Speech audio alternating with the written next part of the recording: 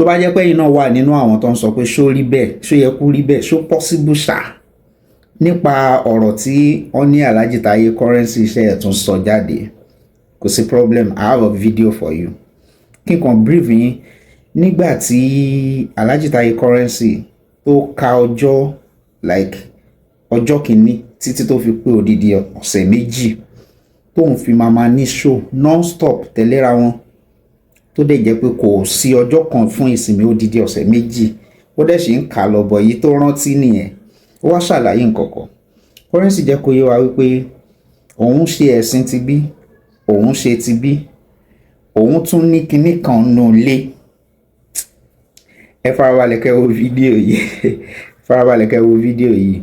Though many people ti condemn action ẹ̀ wípé tó bá tiẹ̀ ní nǹkan tó fi ń ṣagbára àbí nǹkan tó ń gún ẹ gàràgàrà kò yẹ kó o bá dórí stage, ó ní láti display ẹ̀. Àwọn mi believe pé nuisance ni, àwọn mi dẹ̀ rí pé kò sí nǹkan tó bá níbẹ̀. Ẹ ká wo fídíò, ẹ bá mi subscribe sí Yakob TV, ẹ bá mi like ẹ comment nǹkan tẹ́yin náà bá rí sí ọ̀rọ̀ yìí. Bàbá Yésù agbára pọ̀ bọ̀ ti jẹ́ kó yé wa nǹkan tágbára náà jẹ́. Ó yẹ jẹ́ ká lọ.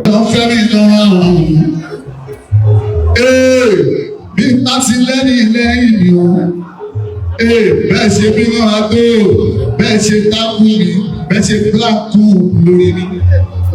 Wọ́n sì ní yéésì mú alẹ́rẹ́ Monday, alọ́ Tuesday, alọ́ Thursday, àti ti wà lè ní o. Wọ́n tún retí mi lálẹ́, ìyẹn ní ọmọ òṣèlú tẹ̀ lálẹ́ tẹ̀lé o. Wọ́n retí mi lọ́la lọ́sùn, alálàmú tún lọ sáré ọ̀la o. Àwọn ọmọ Yéésù débi sí wọ́n tún lọ Sunday ẹ̀lẹ́kọ́. Tó bá di Monday débi sí àtúnwà nínú Bódìjà ọjà. Ìyẹn fún gómìnà títí wa. Tó bá di Tuesday nílé Sùsẹ̀. Tó bá di Tuesday tún lọ sí Oṣù. Àwọn àdìsá ti gba play Tuesday.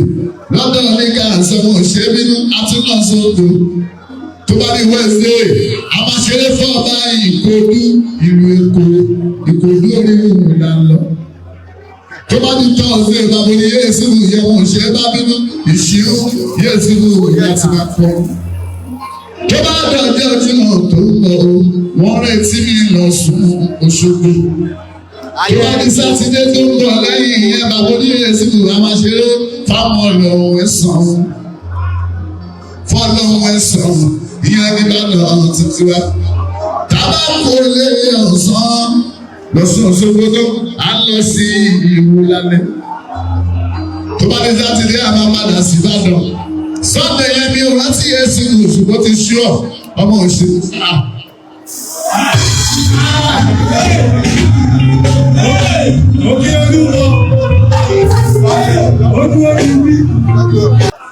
Àwọn tá a jẹ́ gbàgbọ́. Màmá tó bí Currency gan-an, Kírísítẹ̀nì Alájà Mọ́jídá, ṣèwádìí gan-an ọmọ Mùsùlùmí. Ṣùgbọ́n bàtà lọ́kọ̀ ni mí, mo ṣẹ̀ṣẹ̀ ṣe, mo ṣe Kírísítẹ́nì, mo tún ṣe Muslim, mo tún ní Ifá, mo tún lọ. Gbogbo onílé wa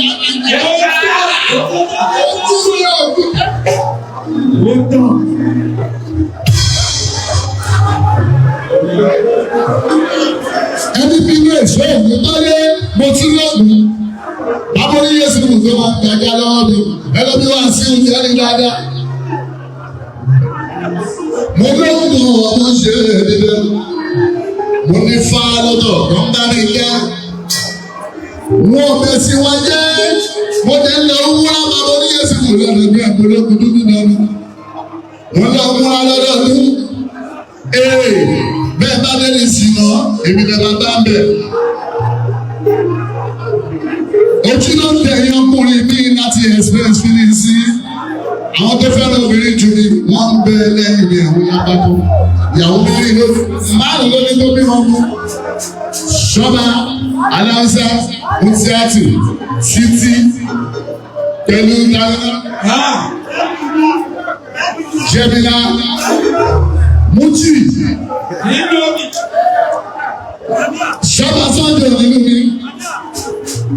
ó fẹ́ kọrin jẹ́ríyá títí Gàníyà Aláùsá búrẹ́dì ńlá ọmọọṣẹ́ ìdílé. Adúlájá méjì ìbánijẹ́ àwọn tí gbọ́ ìyàwó mẹ́rin ìdìtàwó. Àwọn náà fẹ́ràn obìnrin bí o. Àwọn ni wọ́n lé ẹ̀sẹ̀ ara wọn. Tẹ bá fẹ́ kí n ṣe topic mi o. Ẹ wọ́n mọ̀ tó ẹ àgbo níwájú mi wà lọ ìtàlá ìmọ̀ mo máa sọ fún ìyá. Ojú mi ìbálẹ̀ ọmọ òṣèbínú ẹlẹ́wọ́ máa lẹ́lẹ́kọ̀ọ́ àwọn tó bá fún ẹ̀. Ẹ̀yin ọmọ lẹ́yìn Yéésù kẹwàá kí mi ti máa lójú kí á mọ máa ṣe ìfẹ́ẹ̀sì mi ní. Àwọn tó wá ní ìsíwá o, ìyá ní Yéésù ló jẹ́ bẹ́ẹ̀ lómi tó bá lè sọ tó ń bọ̀ ẹ̀ jáde. Tọ́pì tí wọ́n ṣe lérè àná, mo máa bẹ̀rẹ̀ láti ibẹ̀ o, mo máa mú mi mo fi kọrin. Ènìyàn lásán ní Yéésù láyé tí gbogbo àgbẹ̀kọ́ yà á bá fẹ́ táyé bíríkó.